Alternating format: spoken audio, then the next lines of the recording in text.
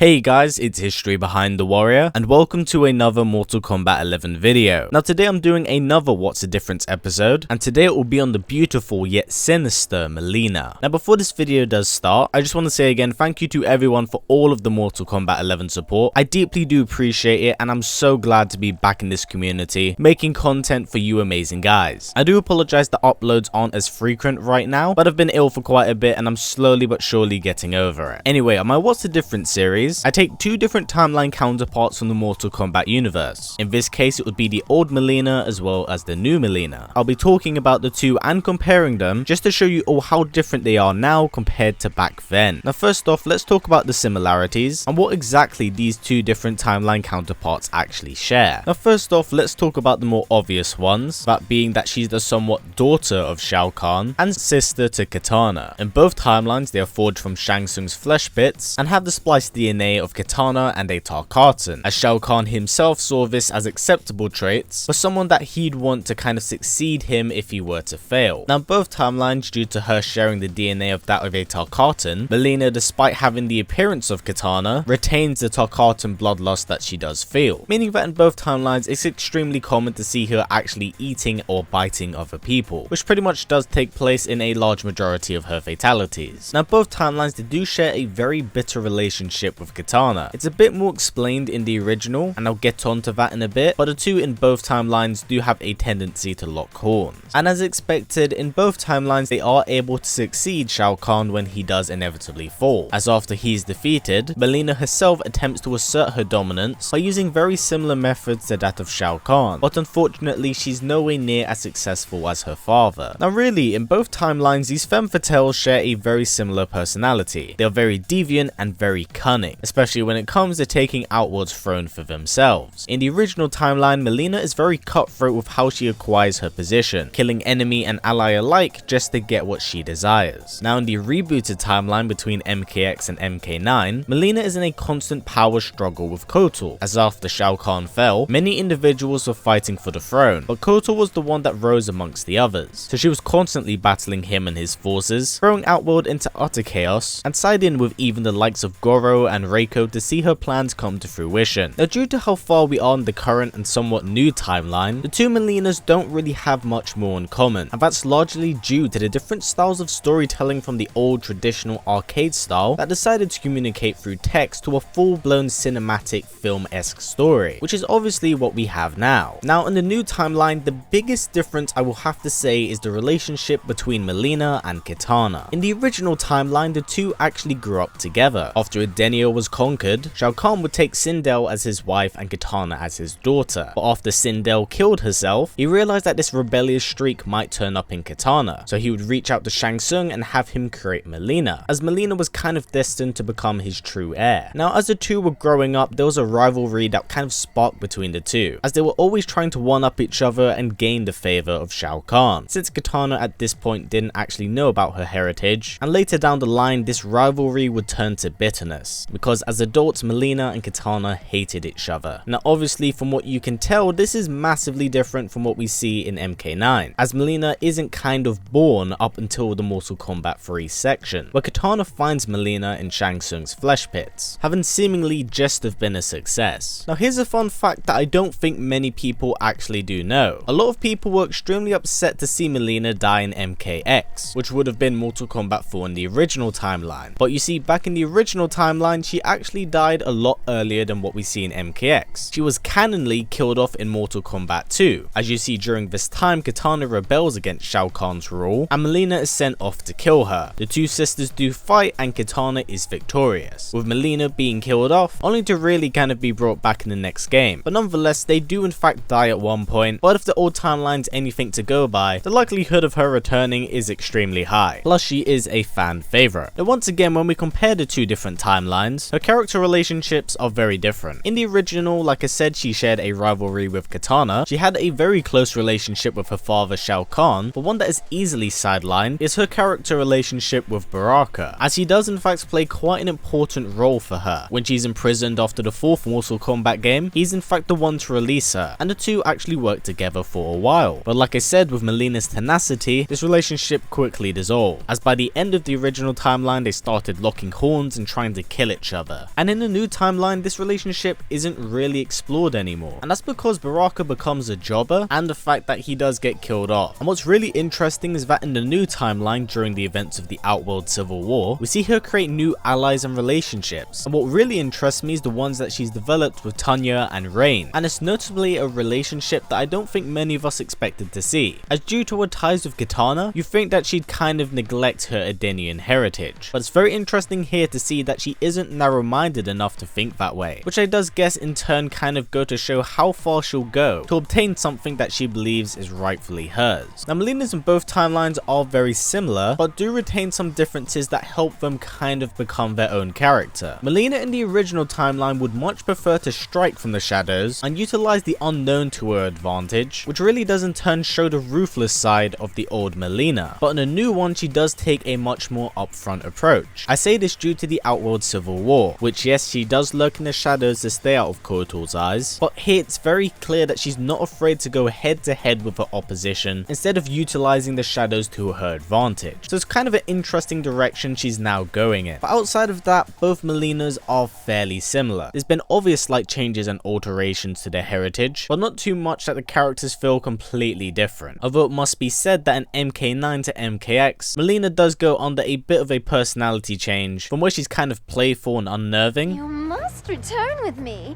There's to be a celebration for my sister. She's going away.